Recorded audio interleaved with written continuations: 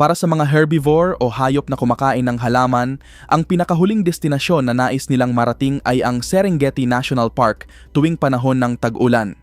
Ang UNESCO World Heritage Site na ito ay may lawak na humigit kumulang 15,000 kilometro kwadrado at malaki ang pagbabago ng tanawin nito bawat taon dahil sa cycle ng pag-ulan. Ang cycle na ito ang lumilikha ng isa sa mga pinakakahangahangang tanawin sa kalikasan. Mahigit 1.5 million wildebeest ang sabay-sabay na lumilipat ng lugar sa isang paikot na ruta kasama ang iba pang mga herbivore tulad ng zebra at gazelle. Ang napakalaking migration na ito ay umaakit din sa ilan sa mga pinakakinatatakutang predator sa Africa, kabilang ang mga lion at crocodile. Ngunit ang Serengeti ay hindi ang pinakamainam na lugar tuwing tagtuyot dahil sa panahong iyon ay mas maraming ulan ang bumabagsak sa hilaga sa Maasai Mara ng Kenya. Karaniwang dumarating ang mga wildebeest sa Maasai Mara pagsapit ng August at nananatili sila roon hanggang sa katapusan ng October bago muling magsimulang dumami ang pag-ulan. Sa bahaging ito ng Africa, may dalawang panahon ng tag-ulan bawat taon.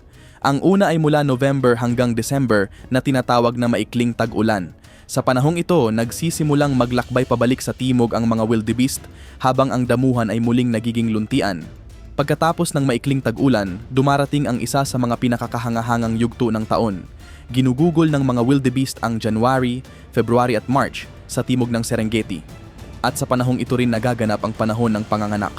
Humigit kumulang 50,000 na anak ng wildebeest ang isinisilang bawat taon at ang pinakamaraming kapanganakan ay nagaganap sa huling bahagi ng February. Kailangang mabilis lumaki ng mga bagong silang na ito dahil pagsapit ng March at April, nagsisimula ang mahabang tag-ulan at ang kanilang paglalakbay patungo sa kanlurang bahagi ng Serengeti. Sa pagtatapos ng panahong ito, ang mga damuhan sa rehiyong iyon ang pinakamasagana at pinakaluntian. Karaniwang hudyat naman ang May ng pagtatapos ng tag-ulan at simula ng panibagong kamangha-manghang yugto. Habang papalapit ang mga wildebeest sa mga ilog na umaagos patungo sa Lake Victoria, nagsisimula ang kanilang panahon ng pagpaparami o rutting season. Nagaganap ito sa pagitan ng May at June. Pagkatapos nito, ang pangunahing layunin ng mga wildebeest ay muling makahanap ng mas luntiang damuhan sa hilaga habang unti-unting natutuyo ang Serengeti. Ang bahaging ito ng taunang migration mula Hulyo hanggang Agosto, ang pinakasikat sa lahat. Sa panahong ito, kailangang tawirin ng napakalaking kawan ang Grumeti River at Mara River bago makarating sa Maasai Mara. Ang pagtawid sa dalawang ilog na ito ang isa sa mga pinakamapanganib na yugto ng kanilang paglalakbay. Libu-libong wildebeest ang namamatay bawat taon. Ang ilan ay tinatangay ng malakas na agos ng ilog habang ang iba naman ay nagiging biktima ng napakalaking buwaya na nag-aabang sa mga nahuhuli sa kawan. Sa karaniwan, umaabot sa 20 taon ang buhay ng isang wildebeest at sa buong panahong iyon, inuulit nila ang Great Migration taon-taon, isang walang katapusang paglalakbay para sa pagkain, kaligtasan at pagpapatuloy ng kanilang lahi. Bilang dagdag na kaalaman, kung nagtataka kayo kung ano ang mga kakaibang anyo na makikita sa satellite image na ito, tingnan natin ang ilan sa mga ito. Ito ang Ngorongoro Crater, isang napakalaking kaldera na nabuo matapos gumuho ang isang sinaunang bulkan. Bahagi ito ng mas malawak na Ngorongoro Conservation Area na kinilala bilang UNESCO World Heritage Site noong 1979. Ang mismong bunganga ng bulkan ay may lawak na humigit kumulang 100 square miles. Isa sa mga pinakakakaibang tanawin sa mapa ay ang napakalaking pulang lawa na ito.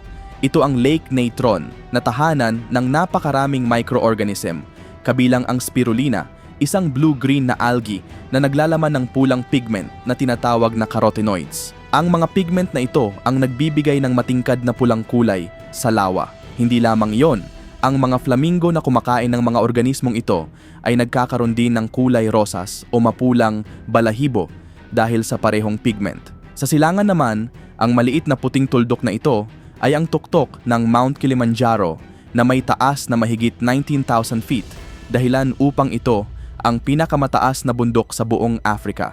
Bahagi rin ito ng Mount Kilimanjaro National Park na isa ring UNESCO World Heritage Site at ang malaking anyong tubig na ito ay ang Lake Victoria, ang ikalawang pinakamalaking lawa ng tabang sa mundo na nalalamangan lamang ng Lake Superior sa Canada.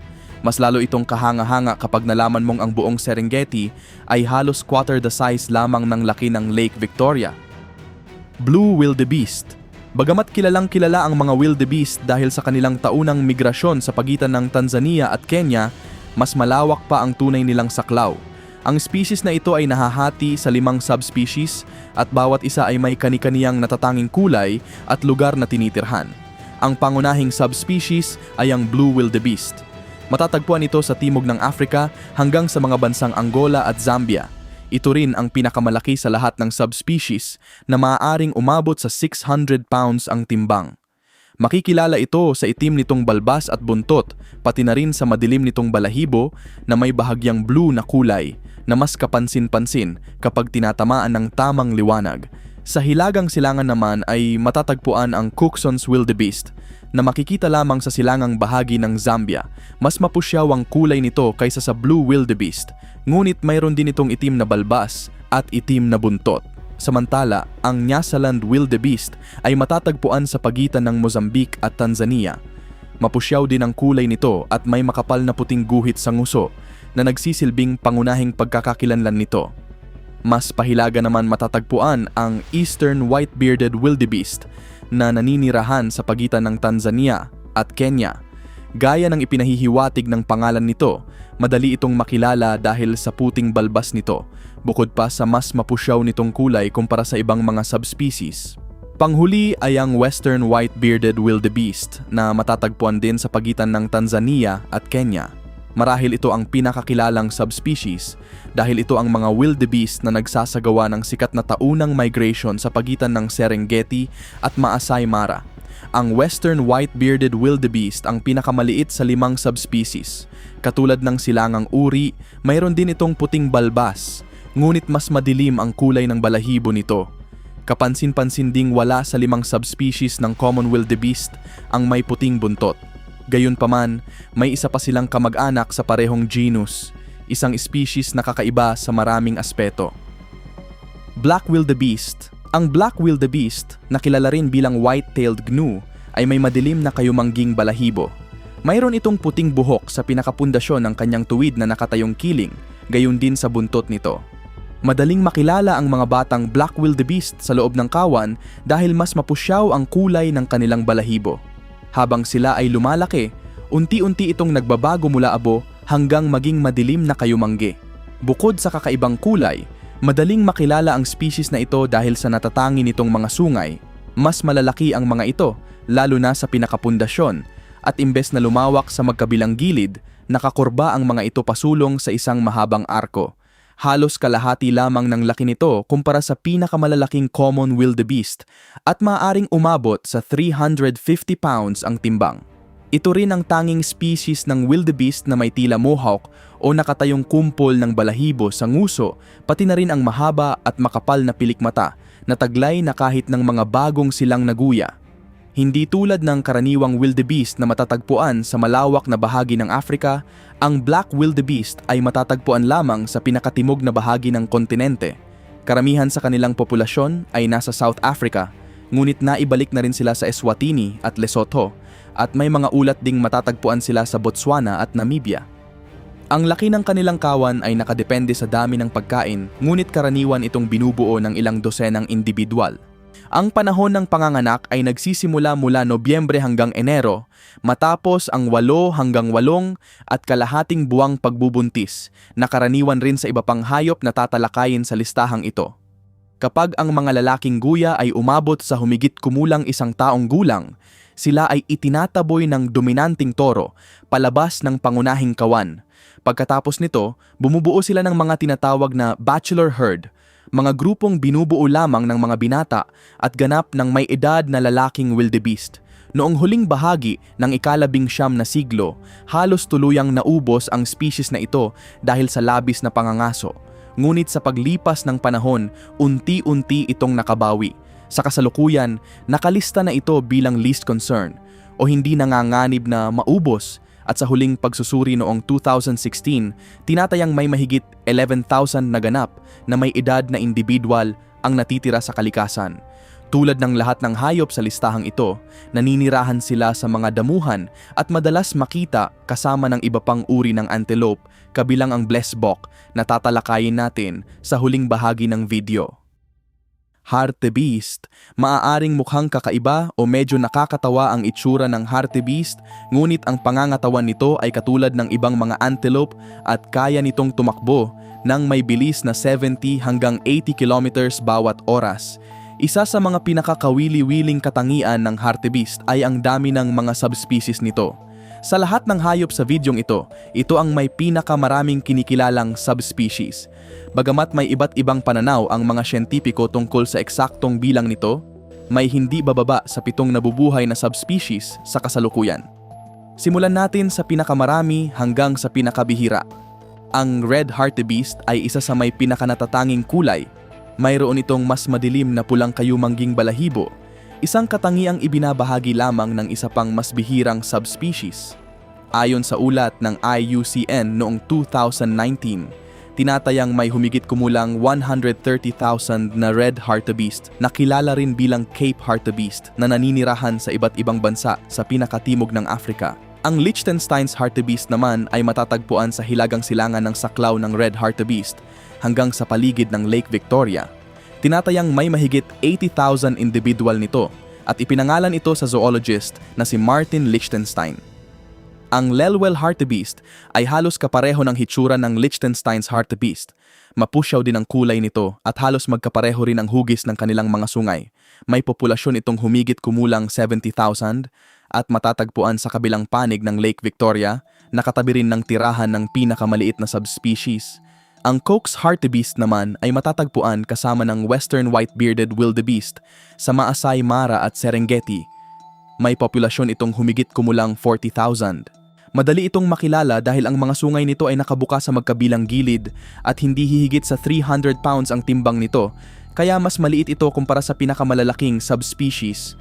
Samantala, ang Western hartebeest ang pinakamalaki sa lahat na maaaring tumimbang ng hanggang 500 pounds. May tinatayang 36,000 individual nito na matatagpuan sa kanlurang Africa. Pagkatapos nito ay ang dalawa ng pinakabihirang subspecies. Ang Swain's hartebeest ang ikalawang pinakabihira. Ito rin ang tanging iba pang subspecies na may madilim na pulang balahibo, ngunit naiiba ito sa red hartebeest dahil sa hugis ng mga sungay nito. Katulad ng Cox's hartebeest, ang mga sungay nito ay nakabuka sa magkabilang gilid mula sa tuktok ng ulo, sa halip na nakaturo pa itaas. Mayroon lamang itong humigit kumulang 800 na individual at ito rin ang may pinakamaliit na saklaw ng tirahan.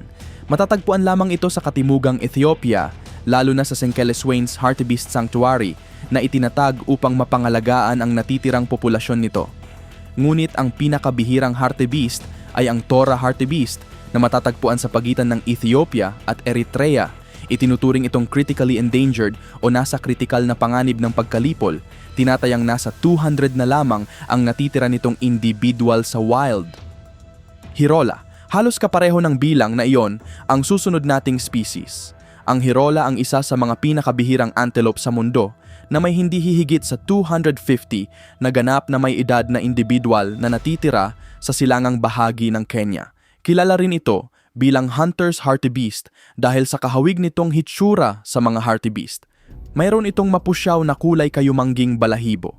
Tinatawag din itong four-eyed antelope dahil sa malalaki at kapansin-pansing pre-orbital glands o mga glandula sa harap ng mga mata na nagmumukhang mayroon itong karagdagang pares ng mata.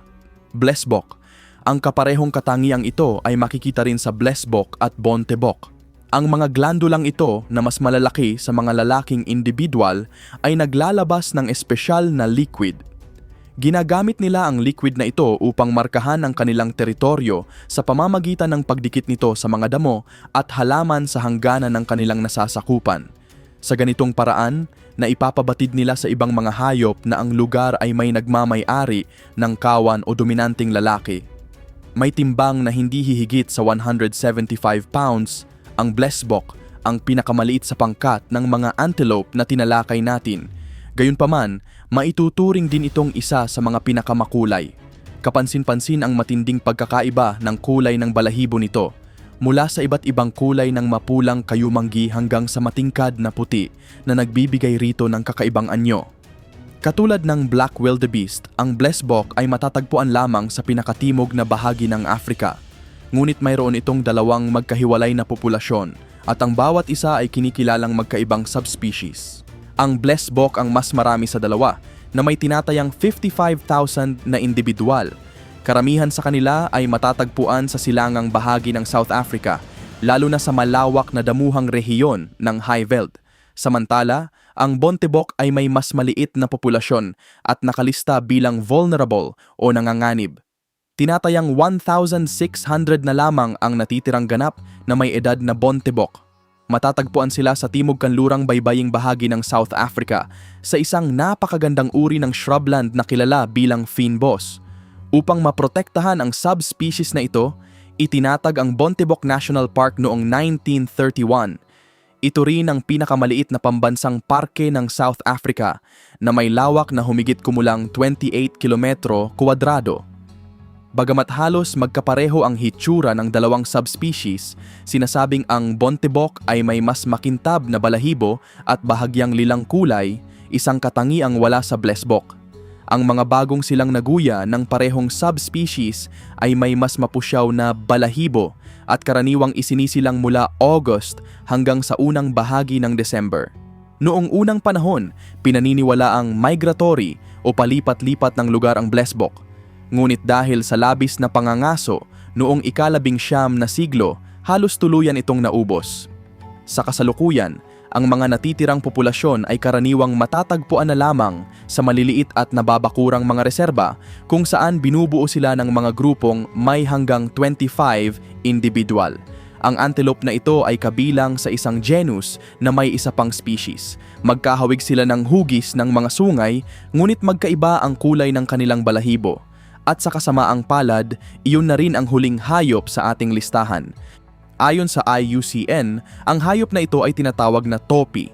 Gayunpaman, may iba pang mga sanggunian na gumagamit ng mga pangalang sasabi o tsesebe. Ang lahat ng pangalang ito ay tumutukoy sa magkakaibang populasyon ng iisang grupo, ngunit dahil pinagtatalunan pa rin ng mga siyentipiko ang eksaktong classification ng species na ito, madalas na ginagamit ang mga pangalang ito bilang magkakapareho ang kahulugan.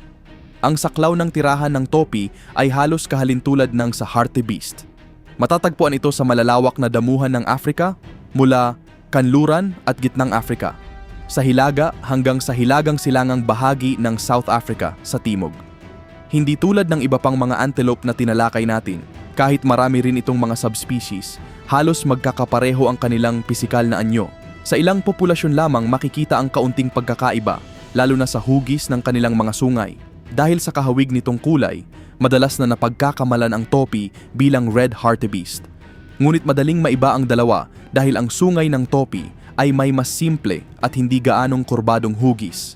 Ang species na ito ay halos kasing laki ng black wildebeest at maaring tumimbang ng hanggang 325 pounds. Ngunit ang tunay na nagpapatingkad sa topi ay ang kakaiba nitong pag-uugali, lalo na pagdating sa pamumuhay sa grupo, pagpaparami at pag-aalaga sa mga anak. Nagkakaiba ang estratehiya ng mga lalaking topi sa paghahanap ng kapareha. May mga lalaking nagtatanggol ng sarili nilang teritoryo, habang ang iba naman ay nagsasama-sama upang bumuo ng tinatawag na lek. Ang lek ay isang grupo ng mga lalaking topi na nagtitipon sa simula ng panahon ng pagpaparami. Ang pinakamalakas at pinakadominanting mga lalaki ay pumupwesto sa gitna ng grupo. Dahil doon pinakamadalas pumunta ang mga babaeng topi upang pumili ng makakapareha. Ang mga guya naman ay karaniwang isinisilang sa pagtatapos ng tagtuyot.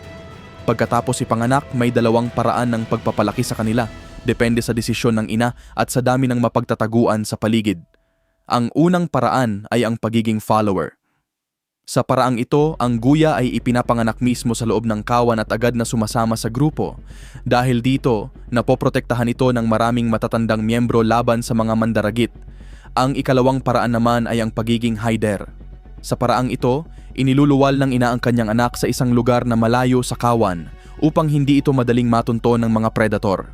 Matapos ang ilang buwan, saka pa lamang muling isinasama ang guya sa pangunahing grupo.